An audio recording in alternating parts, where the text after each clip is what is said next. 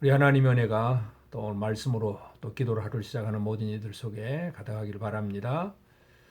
오늘 아침 말씀은 이제 사도행전 19장입니다. 사도 바울이 이제 또 안디옥에서 출발해서 또 이제 다니면서 특별히 이제 에베소에 들리게 됩니다. 그래서 오늘 19장의 내용은 그 에베소에서 사역하는 그런 내용입니다. 18장 21절에 이 바울이 2차 전도 여행을 마치고 돌아오는 과정 속에서 이미 에베소에 한번 들렸습니다. 그리고 거기에서 복음을 전할 때 많은 사람들이 그냥 가지 말고 머물러라고 머물러 달라고 요청을 했지만 바울은 그곳을 떠납니다. 18장 21절에서 보면 하나님 뜻이면 내가 돌아오리라 그렇게 약속을 하고 출발한 것입니다. 드디어 이제 바울은 그 약속을 지키면서 에베소에 들어가서 사역을 하게 되는 것을 보게 됩니다. 아볼로는 이제 고린도에 머물러 있고 또 이제 바울은 이 에베소에 가게 되는데, 근데 에베소에 가서 처음으로 이제 바울이 상대한 사람을 보니까 예수를 믿는다고 하는 사람들입니다. 근데 믿는다고 하는데 보니까 성령의 체험이 없는 그런 사람처럼 보여졌고, 그래서 그들에게 물어보니까 그 사람들 예수를 믿기는 하는데 성령에 대해서는 들어본 적이 없는 사람들입니다. 그래서 사도 바울은 그들에게 안수하고 예수 그리스도 성령의 세례에 대해서 가르쳐주고 결국 그들이 성령을 받도록 도와줍니다. 바로 이게 사실은 그 에베소에서 이제 그들이 그 성령 받은 자들이 그리스도 복음을 전하는 복음의 증인으로서의 사역을 감당하도록 그렇게 세워주는 일이다 하는 걸 우리가 알 수가 있고요. 그리고 이제 에베소에서 이제 회당에서 석 달 동안 유대인들에게 이제 말씀을 또 강론을 합니다. 또 여전히 또 여기에서도 비난하고 또 시기하는 사람들이 생길 수밖에 없고, 그래서 이제 사도 바울은 그 회당에서 떠나서 두란노로 서원이라고 하는 곳으로 옮기게 되고, 이 두란노 서원에서는 2년 동안 매일 말씀을 강론을 합니다. 아주 놀라운 말씀의 계속되는 공급을 통해서 에베소에서 큰 사건들이 벌어지는 것을 우리가 이 사도행전 19장을 통해서 이해할 수 있습니다.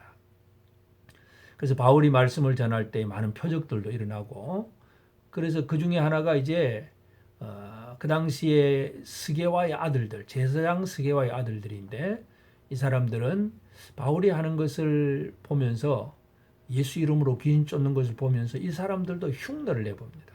어떤 귀신 들린 자를 이제 쫓아내려고 예수 이름을 빙자해서 쫓아낼 때 오히려 귀신이 그 사람들 7사람을 막 억압을 해버립니다. 내가 예수도 알고 바울도 아는데 넌 누구냐? 그러면서 이 7명이 귀신에게 내어 쫓깁니다. 이런 소문이 또 에베소에 더 퍼지게 되니까 더 많은 사람들이 예수를 믿게 되고, 많은 마술사들이 그 마술책 아무 필요 없다고 해서 다 불태워버리는데 은 5만이나 되더라 그랬습니다. 많은 것들을 그냥 불태워버렸다는 얘기죠. 뿐만 아니라 그러다 보니까 많은 사람들이 이제 예수를 믿게 되니까 그 당시 에베소라고 하는 도시는 아데미라고 하는 여신을 섬기는 그런 도시입니다. 아데미는 다산의 신입니다. 이 다산의 신, 많은 자손들을 이렇게 퍼뜨릴 수 있는 그런 신이고, 그래서 이 아데미 신상을 보면 여자의 그 유방이 아주 많이 있는 그런 형상입니다. 그래서 많은 사람들이 그 다산의 복을 받기 위해서 아데미 여신을 섬기게 되는데, 그 중에 이제 데메드리오라고 하는 한 사람은 은장색입니다. 이 신상을 조각을 하고 만들어서 파는 사람입니다. 그래서 많은 그 신전 앞에서 지금도 우리가 어떤 기념품을 팔듯이 그렇게 신전 앞에서 신상들을 만들어서 팔게 되는데, 많은 사람들이 그 신상을 자기 부적처럼 이제 사가게 되는데, 근데 어느 날 보니까 점점 그 사가는 사람이 줄어듭니다. 장사가 안 되는 거죠. 이유를 알고 보니까 에베소에 많은 사람들이 예수를 믿는다는 것입니다. 예수를 믿으니 당연히 우상숭배를 안 할 수밖에 없고, 그래서 데메드리오는 그것을 알고는 사람들을 모아놓고는 선동을 합니다. 이 사람 천하를 또 어지럽게 하는 이런 사람들이 들어와 가지고 우리는 이 아데미를 섬기는 이 도시를 이렇게 힘들게 한다고 그렇게 막 선동을 해서 또 많은 무리들이 그 연극장에 모여 가지고 큰 소란하는 집회를 합니다. 그렇지만 이제 결국은 그 도시를 관할하는 서기장이 그 사실에 대해서 너희들이 그렇게 하려면 정식으로 고소 고발해라 그러면서 집회를 해산을 시킵니다. 여기서 오늘 우리가 이제 이 사도 바울이 에베소에서 역할했던 그 사역들을 우리가 한번 잘 생각을 해보면 에베소 그 19장 20절에 보면 이와 같이 주의 말씀이 힘이 있어 흥왕하며 세력을 얻으니라 그렇습니다. 에베소에서 우리가 생각을 할 수 있는 것은 말씀의 힘입니다. 말씀의 힘. 말씀의 힘이 있어서 흥왕하며 세력을 얻으더라. 여러분 이 세상에서도 사람들은 뭔가 자기가 그것이 힘이라고 생각하는 것들을 추구하며 삽니다. 에베소에서 나타난 스게와의 아들들 이 사람들을 보면 분명히 유대인 제사장 가문의 후손들입니다. 제사장이라고 한다면 하나님을 섬기고 참 물론 성전이 없기 때문에 그곳에서는 뭐 제사도 제대로 드릴 수는 없겠지만 그러나 거룩한 하나님의 백성으로 율법의 말씀을 가르치고 하는 그런 일들을 해야 될 것이 제사장의 후손들입니다. 그런데 보니까 그들은 마술사였습니다. 마술을 행하는 사람. 그러다 보니까 바울이 예수 이름으로 귀신 쫓는 걸 보고는 자기들도 흉내를 내보는 것입니다. 세상은 어떤 힘을 추구하느냐 하면 실상은 없으면서 진실은 없으면서도 거짓을 통해서라도 흉내내는 어떤 거짓을 통해서라도 그것이 자기 힘이라고 생각하는 사람들이 있습니다. 물론 그것은 금방 들통이 납니다. 그러나 하여튼 거짓말을 퍼뜨리고 거짓 행동을 하는 것. 그래서 그 거짓이 힘이라고 생각하는 그런 사람들도 있다는 걸 우리가 알 수 있고 또 한 가지 에베소에서 데메드리오가 이렇게 큰 소란을 일으킨 것은 그들에게 있어서 물질이라고 하는 것은 참 중요한 겁니다. 그래서 돈벌이를 잘해야 되는데 사도 바울 때문에 돈벌이가 안 된다는 것.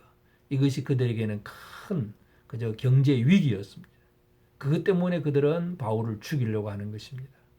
다시 말해서 돈이 힘이다. 재물이 힘이다. 이렇게 믿고 있는 사람들이 세상에는 꽤 있습니다. 그와 동시에 그 사람들은 많은 숫자의 힘을 가지고 그저 숫자로 여론을 가지고 이 바울을 없애고 믿는 자들을 없애보려고 하는 그런 일들을 합니다. 그래서 그 고대 연극장으로 막 모여들는데 그 자료에 보면 그 연극장은 한 2만 4천 명이나 모일 수 있는 그런 연극장이라고도 합니다. 그만큼 많은 사람들이 이제 모여서 이 바울을 어떻게 해보겠다고 예수 믿는 자들을 어떻게 해보겠다고 막 이렇게 이 방해를 합니다. 숫자를 믿는 사람들, 숫자가 힘이다. 그렇게 믿는 사람들입니다. 물론 여신 아데미를 믿는 사람들, 이 다산, 그래서 자손이 번성하고 가문이 잘 되고 집안이 흥왕하면 이것이 그들의 힘이 되는 그렇게 여기는 사람들도 꽤 있습니다. 그러니까 이 세상에 많은 사람들은 물질적이고 눈에 보이는 커 보이는 그런 것들, 숫자의 힘, 또 번성의 힘 이런 것들이 힘이라고 생각을 하고 그것을 추구하며 사는 사람들입니다. 그런데 사도 바울이 들어와서 다른 걸 얘기하지 않고 그냥 말씀을 선포하고 증거합니다. 말씀을 강론을 합니다.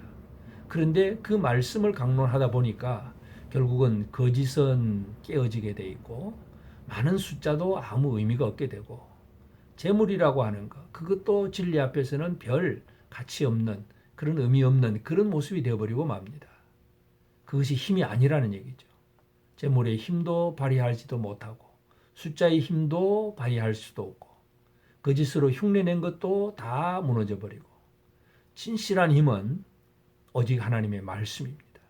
그래서 오늘 우리는 이 아침에 말씀의 힘을 다시 한번 살펴보고 나는 무엇으로 힘을 삼고 있는가 이 부분을 우리가 먼저 기억을 하면서 우리가 이 세상을 살아갈 때에 말씀의 힘으로 살아가는 그런 우리가 되어지기를 바랍니다. 하나님의 말씀만이 우리의 영혼을 새롭게 하고 우리의 영혼을 힘있게 만들어줍니다. 그래서 우리가 든든히 서게 합니다. 또한 하나님의 말씀이 우리를 통해서 드러날 때에 거짓이 들통이 나고 거짓이 무너지게 됩니다. 하나님의 말씀이 제대로 선포하고 증거되고 힘이 나타날 때에 세상이 추구하던 가치관들이 다 무너지게 됩니다. 말씀의 힘으로 살아가는 것. 이것은 오늘도 우리 하나님께서 우리에게 원하시는 일입니다. 오늘 우리 성도들 모두가 힘 있는 성도가 되기를 바랍니다. 이 힘은 세상이 추구하는 힘이 아닙니다. 말씀이 힘입니다. 말씀으로 천지를 창조를 하셨습니다. 말씀으로 세상을 심판하십니다. 말씀을 거절하는 것은 이 세상에 어떤 무엇으로도 말씀을 거절하면 다 무너질 수밖에 없습니다. 우리가 믿고 사는 이 하나님의 말씀이 얼마나 힘이 있는가를 오늘 이 아침에 다시 한번 기억하게 되기를 바랍니다. 하나님의 말씀은 우리로 하여금 힘 있는 사람이 되고 힘 있는 삶을 살게 합니다. 이 말씀 안에서 더욱더 힘을 얻으시기를 바랍니다. 그래서 우리의 힘 있는 생활이 이 세상의 여러 가지 환경과 어려움 속에서 두려워 떨고 염려하고 근심하고 어쩔 줄 모르는 그 사람들에게 힘을 나누어 주는 우리가 됩시다. 그래서 나를 통해서 또 다른 사람들이 말씀으로 힘을 얻을 수 있도록, 그래서 우리 자신 한 사람 한 사람을 통해서 또는 우리 교회를 통해서 이 세상 속에 말씀의 힘과 권세가 드러나고 더러운 귀신은 쫓겨나고 거짓은 다 무너져 버리는 이런 세상의 가치관들이 다 무너지는 이러한 일들을 이루어가는 일에, 힘있게 쓰임받는 일에 저와 여러분 모두가 꼭 되어지기를 바랍니다. 함께 기도드리겠습니다. 거룩하신 아버지 하나님, 참으로 감사합니다. 오직 여호와 하나님만이 나의 힘이고 나의 권세임을 오늘도 이 아침에 고백합니다.